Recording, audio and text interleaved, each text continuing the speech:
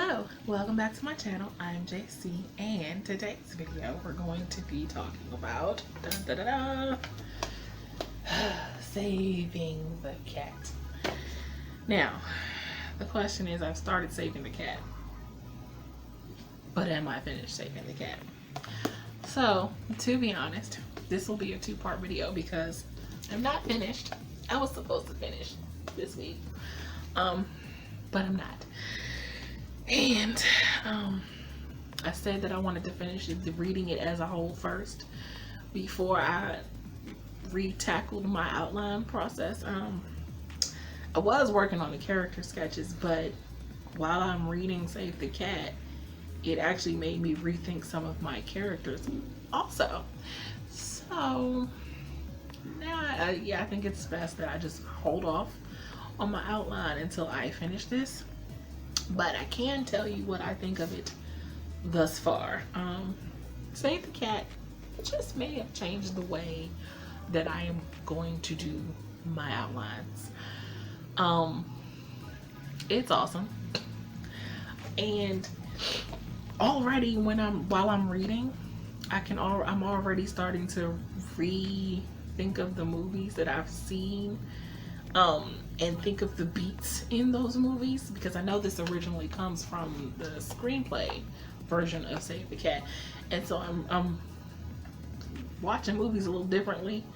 I'm also reading books a little differently. I started this when I was reading the last book. I was reading the James Patterson novel, and I was reading that at the same time that I started Save the Cat, and I had already started to analyze the book according to the beat sheet, and because I write in different genres, or I plan to write in different genres, I found different beats that apply to my mystery series, and that's not actually what I'm reading it for.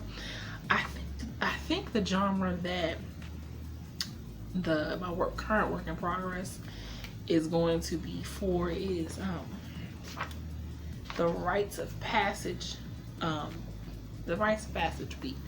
beat sheet, and I think that genre, and I think that actually fits my current work in progress right now. But again, I'm not finished, so I may find a different one that fits it better. When I was going through the dude with not the dude with the problem. The rites of passage one. When I was going through, I could see some in that what I've outlined. Well, in my preliminary outline that I've already written, I can kind of already see some of the beats that she was talking. I was like, oh, okay, I have that. So it kind of let me know that I was on the right track already. But there's some elements that I hadn't factored into the outline that I do. The outline process that I already have, and it's like a total eye-opener in the way she has you look at the characters and the different aspects of the characters and their personalities according to the beat or the beat sheet. And I love all the breakdowns as far as the break into two, B story, the fun and games, the beat, the debate. Kind of throwing them out of order here, but I'm on the full triumphant victory of the underdog section. That is where I've gotten to thus far, but I think it's going to change a little bit of how I've outlined my novel and the way I structure my characters. I may have made my secondary characters a bit of an oversight, but I think that she made me see that secondary characters are just as important as the main character, because they're the ones that's going to help the main character get the overall message of the book. And I'm really loving this book. I'm almost done. I'm almost there. So I will come back on and give the rest of my thoughts on Save the Cat when I finish the book.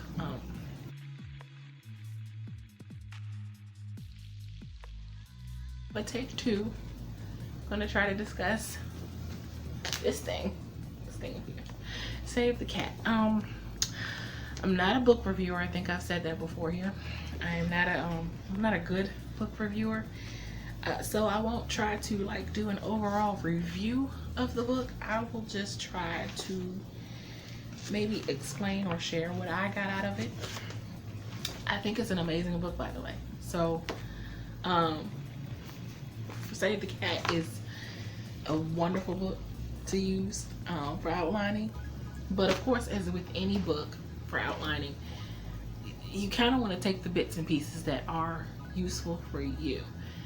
Am I going to 100% stick to every single beat as it is and Save the Cat? Probably not. I am a what's that method? I think Sarah Cannon, I first heard it on Sarah Cannon's channel. I'm going to I like to Frankenstein my outlining methods. I like to piece together one bit of this and one bit of that. There is still a writing craft book that has a method for outlining out there that I have not read yet because I don't have it, and it's on my wish list for Amazon and I have to buy it. And I think it's by K.M. Whelan, I think, or maybe it's on Story Arcs. I'm not sure, but I've been told that it's good to pair that one with this, and I haven't gotten it yet, so I haven't had a chance to read through it yet. I'm sure when I get that book, it'll also change my life as this one did. I will say, in all of the years and all of the writing craft books that I have read on outlining and different methods and stuff, this is by far the best, by far. So I don't in any way want to say, just because I'm saying that I'm probably not going to use it the exact way that she structures it. Well, it depends on the genre that I am currently writing in, because the one that I'm doing for, I probably will go by beat for the whodunit genre for my mystery series, because I noticed a few things when I went over it. I color coded paper clips for different genres that I'm going to use and take notes on. But I saw a few things that I need to go back, change about my mystery series in books 1 and 2 before I go into book 3. But I don't know. I have a pretty clear idea of what book 3 is going to be in my head, and I'm kind of ready to. Well, I'm not ready to rush into it because I have this novel that I'm going to write, but I'm ready to get to that too. But for this genre, which I have decided is the rites of passage genre, I don't know if I'm going to go exactly to the letter of how she puts it in here, because as she described it, what she would consider the catalyst, which would be I suppose the inciting incident, or the thing that kind of shifts things around. I have two opening images in my head, two different ways that my novel may or may not start off. I've thought of one, and then the other one kind of jumps really straight into, it's kind of like the catalyst comes first, and so I don't know if I'm gonna do it that way. And if I do it that way, maybe that's a flashback scene and not so much the present. I'm still deciding. The other way, it's I guess it's more in line with the beats, and the other way is the first way that I had structured it in my head in the first place. So I may stick with that, but I think the catalyst is still going to come earlier than this beat sheet has it coming. But I did notice, I made some notes. You can see, not the color that I'm using for this novel, but I made some notes. So I did go back over and realize when she talks about the wants, the flaws, the wants, and the needs, and the one of my main character's flaws, she's extremely guarded, and she pushes people away, even though she's really lonely within, even though she's married, but she's lonely within her marriage because there's certain secrets and things that she's not telling her husband or anyone for that matter. Things that she's been through and dealt with that she's kind of buried for a long time and has never dealt with, and they are about to come crashing on her front doorstep whether she wants them to or not. And that is the catalyst, which is her dying mother showing up out the blue she hasn't seen in nearly 2 decades, because to everyone else she's told her mother was dead. She was dead to her. But so that is, but one of the flaws in that, her mother coming around, and she has to deal with everything that made her as guarded and as untrusting as she is. And there's some things, her husband wants to start a family. She's kind of lying to herself, saying she doesn't want any kids, but she's not telling her husband that she doesn't want any kids. So they're trying, but not really trying, because I'm not gonna tell you everything. But the reason she doesn't think she wants children is because she's afraid she'll be a terrible mother and have the same mental illness that her mother has, which is a bipolar depressive disorder, and it'll make her act the same way her mother acted when she, in her childhood, and the trauma that was brought on to her by her mother. And so, but in her mother showing up the way that she does, it kind of brings some things to the forefront about her own mother that she never knew that she went through, which is going to kind of make her see her mother in a different light, and it'll start to bring some of those walls down a bit. But there's a lot of stuff that she has to go through, a lot of stuff she has to deal with, a lot of buried secrets that, because she's so guarded, which is her biggest flaw. She pushes everyone away, but yet she doesn't really want them to go away. But she doesn't know how to let anyone in. So that is one of my main flaws that I've given that she has. It's another, and she keeps a lot of secrets. She doesn't like to show anyone the real her, because then she's afraid they're gonna pity her, or they're just going to treat her so differently. And she's supposed to be this strong, self-sufficient, independent woman who, doesn't need anybody help, and that's what she's supposed to be. And anyway, so, and I think if you remember, I've mentioned about this book before. It also deals with the whole right to die thing, and her mother wants to go out on her own terms, and she wants her to help her, and which is also going to be, I suppose, one of the main things that she has to learn, which because in this book she talks about the wants, the needs, and the wants and the needs, and the needs is what she needs to learn. So the main thing that she needs to learn over the course of the novel is forgiveness, how to forgive someone and let things go, not necessarily for that person, but for herself, so she can move on, so she can let people in, let people love her, so she can be the person she's meant to be, because she can't be that if she's so cut off and walled off. And she has to start learning how to forgive, which she does by the end, I guess. I don't know, I'm not gonna tell you. So, but this I will say a lot of the beats made me think about certain aspects in my novel that I hadn't quite thought of yet, or I haven't thought of how to piece together yet. That's the better way to say that. So yeah, and as far as like the B story, now she says the B story character is supposed to be some total stranger, or you know, someone that comes along and communicates the message or the theme stated, which is for her forgiveness.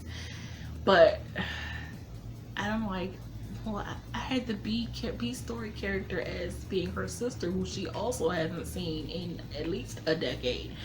And I guess that kind of fits because she kind of doesn't really know her sister, right?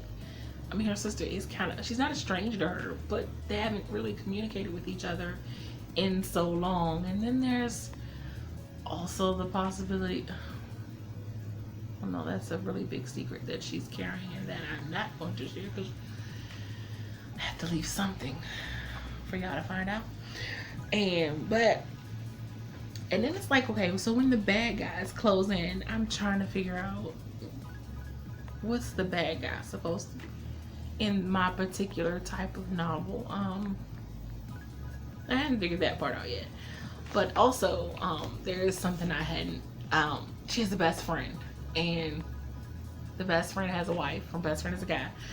And her best friend has a wife who is, I guess, best friend by default. But you know how when married people and wives hang out with each other and the husbands hang out, whatever. So, but the best friend, the one that's married to her best friend, she used to date the guy, the man she's married to. So her best friend is kind of underhanded a little way, and she's kind of angling for a shot at her husband, and she has to deal with that too because she pushes people away so much. It causes, because all these secrets come out and her husband never knew any of this, and it puts a strain on their marriage, including the whole wanting the family thing, that she kind of lies to him about something and pertaining to that, and it just kind of puts a strain on their marriage, and they have a little separation, and her best friend's wife tries to take advantage of that separation, and so she has to deal with an interloper, someone who's trying to, take what she has, but all because she can't let go and forgive and, be open with her own husband, who she does love. Not like she doesn't love him. She just has a problem letting him love her, or thinking that, she deserves the kind of love that he's been trying to give her.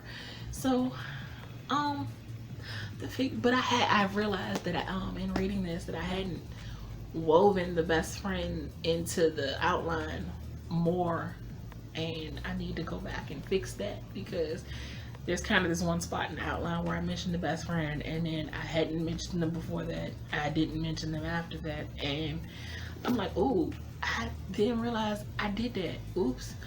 I have to go back and fix that. And reading this kind of made me realize I have to go back and fix that, because that's will be one of the major characters, or maybe that could be the B story character. I don't know. Okay, so I don't know if this has been not necessarily review, just kind of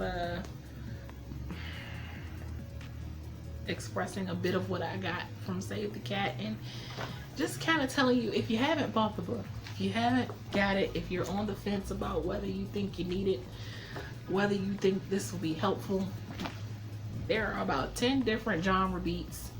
It's 15 beats each genre. There's got to be a genre in there for you. This is the best book for outlining that I have ever read.